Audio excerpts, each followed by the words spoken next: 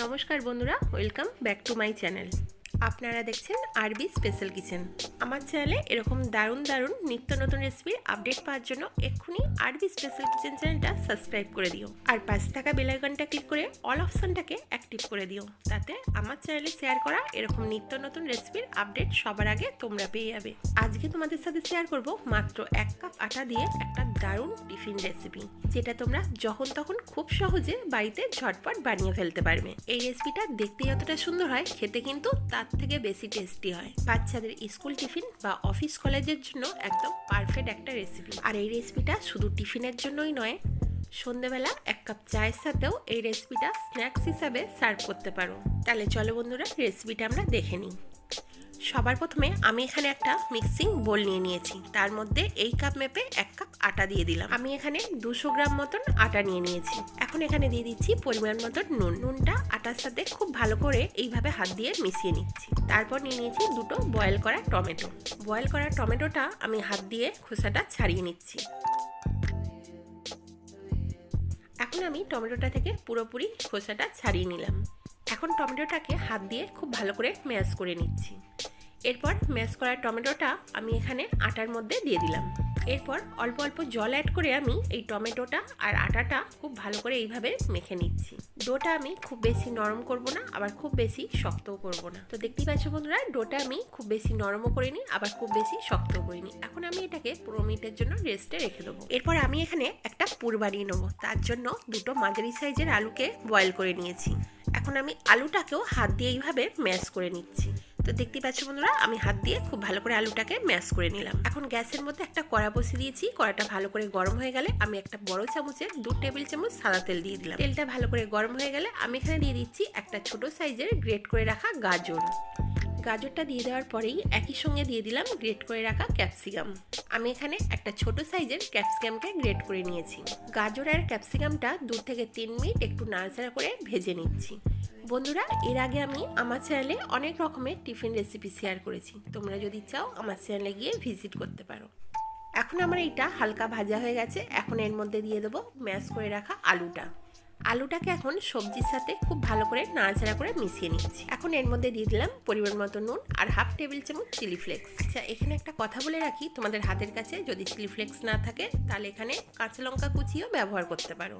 এখন আমি পুরটাকে খুব ভালো করে নাড়াচাড়া করে ভেজে নিচ্ছি। 2 থেকে 3 মিনিট নাড়াচাড়া করতে করতে পুরটা এখন আমার পুরোপুরি রেডি হয়ে গেছে। অন্যদিকে আমি 15 মিনিট পর আটার ডোটা বার করে নিলাম। এখন আবারও আটার ডোটাকে আমি কিছুক্ষণের জন্য হাত দিয়ে এইভাবে মেখে নিচ্ছি। এই পুরো আটার ডোটা এখন আমি 2 ভাগে ভাগ করে নিলাম।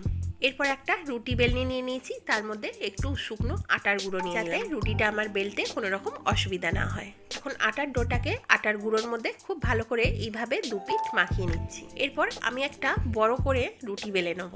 রুটিটা এমনভাবে বেলতে হবে যাতে রুটিটা বেশি মোটাও না হয়, আবার বেশি পাতলাও না হয়। এখন এই রুটিটার মধ্যে আমি বড় চামচের 1 টেবিল চামচ টমেটো সস মাখিয়ে নিচ্ছি।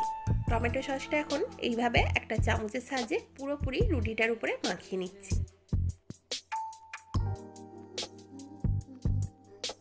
তো দেখতে পাচ্ছ বন্ধুরা, আমি রুটির চারদিকটা আমি টমেটো সস দিয়ে মাখিয়ে নিলাম। এখন যে পুরটা বানিয়ে রেখেছিলাম তার হাফ পুরটা আমি এই রুটিটার উপরে দিয়ে দিলাম। এখন পুরটাকে আবারও একটা চামচের সাহায্যে এইভাবে রুটির চারদিকটা এইভাবে লাগিয়ে দিতে হবে।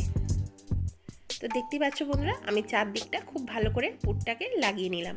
এবারে রুটির নিচের অংশটা এইভাবে ধরে একটু রোল করে নিতে হবে। এইভাবে আস্তে আস্তে পুরো রুটিটাকে ধরে এইভাবে রোল করে নিতে হবে। ভালো করে রোল করা হয়ে গেলে একটা ছুরির সাহায্যে রোলটাকে এইভাবে পিস পিস করে কেটে নিতে হবে। তো দেখতেই পাচ্ছ বন্ধুরা, আমি একটা ছুরির সাহায্যে এইভাবে পিস পিস করে নিচ্ছি। তোমরা পিসগুলো চাইলে একটু বড়ও করতে পারো, আবার একটু ছোটও করতে পারো। তো দেখতে পেলে বন্ধুরা, আমি পুরো রুটিটাকে এইভাবে পিস পিস করে নিলাম। এখন একটা পিস হাতের মধ্যে এইভাবে তুলে 2 হাত দিয়ে ভালো করে গোল করে এইভাবে চেপে দিচ্ছি। তো দেখতেই পাচ্ছ বন্ধুরা, কতটা সুন্দর এইটা দেখতে লাগছে। আমি প্রত্যেকটা পিস এইভাবে হাতের মধ্যে তুলে গোল করে এইভাবে একই প্রসেসে তৈরি করে নিচ্ছি। তোমাদের বুঝতে যাতে কোনো রকম অসুবিধা না হয়, আরও একটা আমি এইভাবে গোল করে দেখিয়ে দিচ্ছি। তো দেখতেই পেলে বন্ধুরা, আরও একটা আমি একই প্রসেসে রেডি করে নিলাম। টিফিনটা তৈরি করা খুব ইজি, খুব একটা কঠিন না, খুব সহজভাবেই কিন্তু এগুলো তৈরি করা যায়। তো দেখতে পেলে বন্ধুরা, আমি একই প্রসেসে সবগুলো তৈরি করে একটা প্লেটের মধ্যে নিয়ে নিয়েছি। এগুলো এখন একটা সাইডে আমি রেখে দিচ্ছি। এখন আমি একটা ব্যাটার বানিয়ে নেব। তার জন্য আবারও একটা মিক্সিং বোল নিয়ে নিয়েছি। তার মধ্যে আমি বড় চামচের 2 টেবিল চামচ গুঁড়ো আটা নিয়ে নিলাম। এর মধ্যে দিয়ে দিলাম সামান্য একটু নুন আর হাফ টেবিল চামচ চিলি ফ্লেক্স। এখন এর মধ্যে হাফ কাপ মতন আমি জল অ্যাড করে দিলাম। একটা চামচের সাহায্যে খুব ভালো করে আমি মিশিয়ে একটা ব্যাটার বানিয়ে নিচ্ছি। এটাকে খুব ভালো করে মিশিয়ে নিতে হবে যাতে এর মধ্যে কোনো রকম আটার দলা না থাকে। এরপর গ্যাসের মধ্যে আগে থেকে একটা কড়া বসিয়ে তার মধ্যে কিছুটা তেল আমি গরম করতে বসিয়ে দিয়েছি। তেলটা ভালো করে গরম হয়ে গেলে একটা একটা করে টুকরো এইভাবে ব্যাটারের মধ্যে নিতে হবে, নিয়ে এইভাবে একটা একটা করে এইভাবে গরম তেলের মধ্যে ছেড়ে দিতে হবে। আবারও একটা টুকরো নিয়ে ব্যাটারের মধ্যে ভালো করে চুবিয়ে নিচ্ছি, নিয়ে এবারে তেলের মধ্যে ছেড়ে দিচ্ছি। একই প্রসেসে আমি 5খানা টুকরোকে এইভাবে ব্যাটারের মধ্যে ডুবিয়ে তেলের মধ্যে ছেড়ে দিচ্ছি। আচ্ছা, এখানে একটা কথা বলে রাখি, এই সময় কিন্তু গ্যাসের ফ্লেমটা অবশ্যই লো টু মিডিয়ামে রাখতে হবে। গ্যাসটাকে লো টু মিডিয়ামে রেখে উল্টে পাল্টে এইভাবে টুকরোগুলোকে আমি সব ভেজে নিচ্ছি।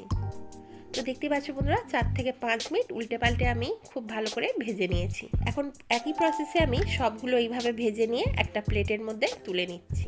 তো দেখতে পেলে বন্ধুরা কতটা সহজভাবে আর কতটা কম সময়ের মধ্যে কিন্তু টিফিনটা আমি রেডি করে ফেললাম।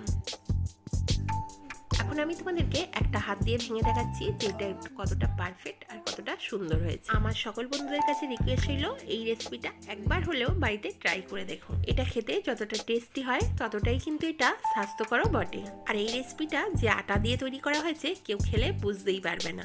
তাহলে আজকের এই রেসিপিটা তোমাদের কেমন লাগলো অবশ্যই কিন্তু আমাকে কমেন্টে বলো।